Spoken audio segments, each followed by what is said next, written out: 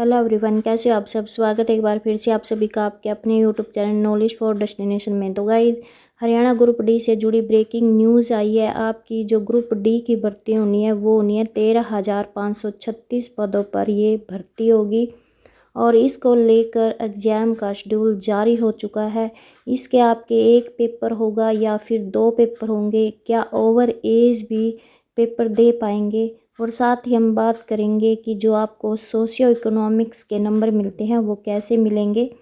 सारी इन्फॉर्मेशन आपके साथ शेयर की जाएगी। इसके लिए आप वीडियो अंत तक ज़रूर देखें ताकि पूरी इन्फॉर्मेशन आप जान पाए। और हाँ गाइस, इससे पहले अगर आप चैनल पर नए हो और अभी तक आपने चैनल को सब्सक्राइब नहीं किया तो चैनल को ज़रूर सब्सक्राइब करें, क्योंकि आपका एक सब्सक्रिप्शन एक यूट्यूबर को सबसे ज़्यादा मोटिवेट करता है। और हाँ गाइस, अगर आप पहले से जुड़े हो तो प्लीज़ वीडियो को ज़्यादा से ज़्यादा शेयर करें। हो सकता है कि आपके इस छोटे से सहयोग से किसी दूसरे को बड़ी इन्फॉर्मेशन मिल जाए। और हाँ गाइस, सब्सक्राइब करके बेल आइकन का बटन भी ज़रूर दबाएं ताकि आने वाली हर अपडेट आप तक आसानी से पहुंच सके। तो जान लेते हैं क्या कुछ पूरी अपडेट है। तो यहाँ पे देखो, खुशखबरी, HSSC ने जारी किया शेड्यूल। CET के लिए 10.54 लाख युवा कर चुके आवेदन, जो वंचित रह गए वो अब कर सकेंगे। ग्रुप डी के 13,536 पदों पर निकली भर्ती 5 जून से 26 जून तक ऑनलाइन होंगे आवेदन।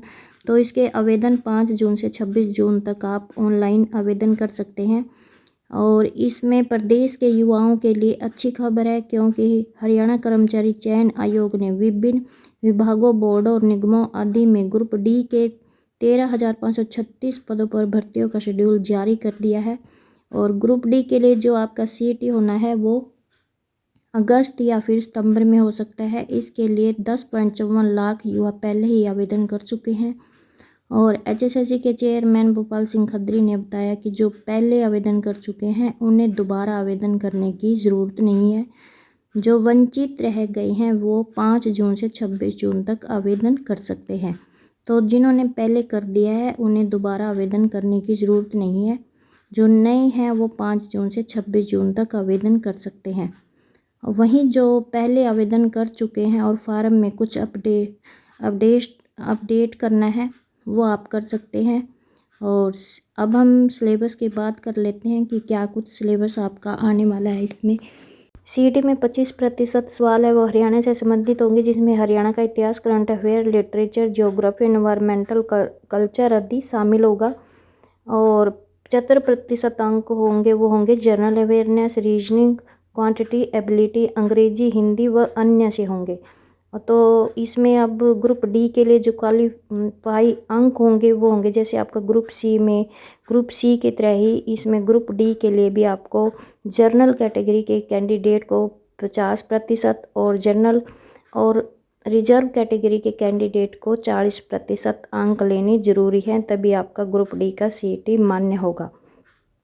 अब यहाँ पर मतलब भास्कर की तरफ से क्वेश्चन किए गए हैं और इसको लेकर जो अध्यक्ष हैं भोपाल सिंह खत्री, उन्होंने एक एक करके सारे जवाब दिए हैं। हो सकता है कि आपके मन में जो भी डाउट है वो सारे क्लियर हो जाए।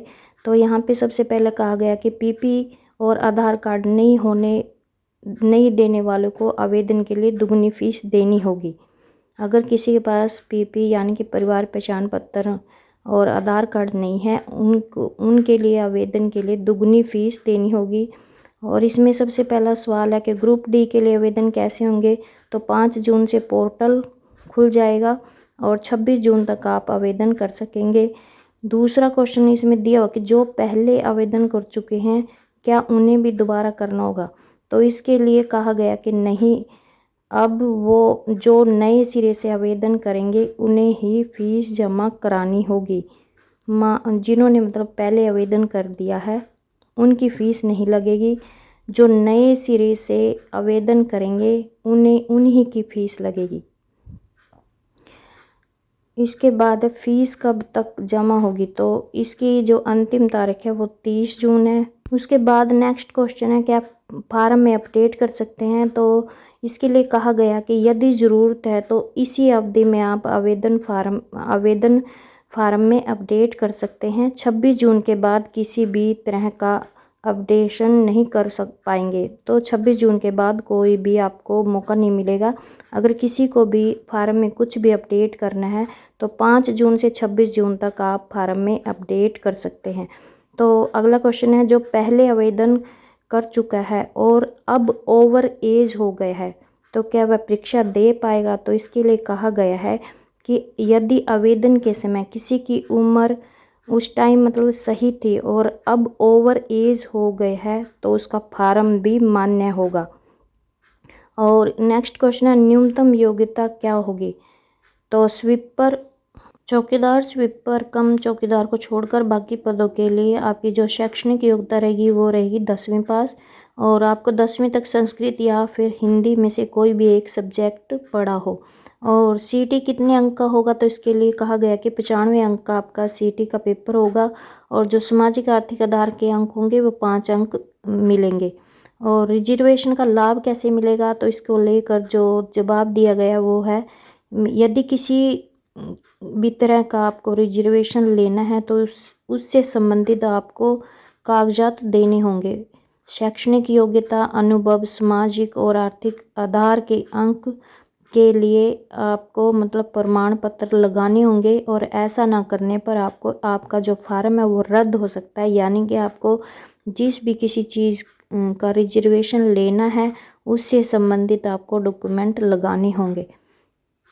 तो इसके लिए नेक्स्ट क्वेश्चन किया गया कि ग्रुप डी के फॉर्म के लिए कितनी उम्र होनी चाहिए? तो 18 से 42 साल जो हरियाणा के हैं, और सिर्फ उन्हीं को ही नियमों के अनुसार उम्र में छूट मिलेगी। नेक्स्ट क्वेश्चन क्या है कि रजिस्ट्रेशन फीस कितनी है? तो इसमें कहा गया कि सामान्य श्रेणी पुरुष के लिए 500 रुपये, और एक्स सर्विसमैन के बच्चों के लिए 500 रुपये, महिलाओं के लिए 250 रुपये, सर्विसमैन के लिए 250 रुपये, SC BC EWS के लिए 250 रुपये फ़ीस होगी। और इसके साथ ही हरियाणा के जो युवा परिवार पहचान पत्र या आधार कार्ड उपलब्ध नहीं करवाते उन्हें दुगनी फ़ीस देनी होगी। यानी कि हरियाणा के युवा हैं जो, लेकिन वो फिर भी आधार कार्ड या फिर परिवार पहचान पत्र नहीं लगाते हैं, उन्हें दुगनी फ़ीस देनी होगी। वहीं हरियाणा से बाहर की महिलाएं, रिजर्व कैटेगरी व एक्स सर्विसमैन के लिए जो फ़ीस है वो 500 रुपये रहेगी, और आधार कार्ड नहीं देंगे तो दुगनी फ़ीस लगेगी। तो ये कुछ सवालों के जवाब थे जो मतलब HSSC के जो चेयरमैन भोपाल सिंह खत्री उनकी तरफ से दिए गए हैं। आई होप आपको जो भी ये डाउट थे आपके क्लियर हो गए होंगे। अब हम बात करते हैं कि जो सोशियो इकोनॉमिक्स के नंबर लेने हैं वो आपको कैसे मिलेंगे। तो यहाँ पे देखो, सीटी के 95% और सामाजिक आर्थिक मानदंड के 5 अंकों पर बनेगा सीटी स्कोर। तो इसके लिए जो अध्यक्ष हैं भोपाल सिंह खत्री उन्होंने बताया कि आपका चयन सीटी स्कोर पर होगा, और इसमें 95% अंक सीटी के होंगे जबकि 5% अंक आपके सामाजिक आर्थिक मानदंड के होंगे। इन दोनों को मिलाकर आपका सीटी स्कोर बनेगा। सीटी में 75% पर्सन होंगे वो general awareness, reasoning, quantity ability, English, Hindi और अन्य संबंधित विषयों से होंगे, जबकि 25% पर्सन है जो हरियाणा के इतिहास, करंट अफेयर, लिटरेचर, भूगोल, पर्यावरण, संस्कृति से संबंधित होंगे। पेपर 10वीं स्तर का होगा, और अनुभव के अंकों को छोड़कर जो सामाजिक आर्थिक मानदंड के दूसरे अंक उन्हें ही मिलेंगे जिनकी पारिवारिक आय 1.80 लाख रुपए सालाना तक होगी। और सरकारी नौकरी न होने के मामले में 5 अंक उसे ही मिलेंगे अगर उम्मीदवार पुरुष है तो वह स्वयं, पिता, माता, पत्नी, अविवाहित भाई और पुत्र सरकारी नौकरी में नहीं होना चाहिए। और अविवाहित महिला उम्मीदवार के मामले में वह स्वयं, माता पिता और अविवाहित भाई सरकारी नौकरी में नहीं होना चाहिए। और विवाहित महिला के मामले में उम्मीदवार के मामले में वह स्वयं, पति, ससुर, सास, अविवाहित जेठ या फिर देवर और पुत्र सरकारी नौकरी में नहीं होना चाहिए। और तलाकशुदा महिला उम्मीदवार के मामले में वह स्वयं, पिता, माता, अविवाहित भाई और पुत्र सरकारी नौकरी में नहीं होना चाहिए। सरकारी नौकरी में नहीं होने का मतलब है कि पहले सरकारी नौकरी में नहीं रहा हो और सरकारी नौकरी नहीं कर रहा हो, ना तो पहले रहा हो सरकारी नौकरी में और ना ही सरकारी नौकरी कर रहा हो। तो ये आपके सामाजिक आर्थिक मानदंड की परिभाषा है, ये आप यहाँ से देख भी लेना। तब हम बात करते हैं कि इसका एक पेपर होगा या फिर दो। तो इसमें ये लास्ट में सबसे नीचे लास्ट पैरे में आप शुरू में देखना, इसमें लिखा है कि ग्रुप डी में सीईटी के बाद कोई भी स्क्रीनिंग टेस्ट नहीं होगा, मेरिट के आधार पर टॉपर का चयन किया जाएगा। लिखित परीक्षा 95% अंक की होगी और 5% आपके जो सामाजिक आधार पर दिए जाएंगे। इसके बाद एक और ज़रूरी, ग्रुप डी में नहीं पूछा जाएगा कंप्यूटर ज्ञान। तो ग्रुप डी को लेकर होने वाली सीटी परीक्षा में कंप्यूटर से संबंधित कोई सवाल नहीं पूछा जाएगा। आयोग द्वारा जारी सिलेबस के अनुसार ये जनरल अवेयर्स के 15%, रीजनिंग के 10%, क्वांटिटी एबिलिटी 15%, अंग्रेजी के 10%, हिंदी के 10% और इंग्लिश हरियाणा जनरल नॉलेज के 25% सवाल पूछे जाएंगे।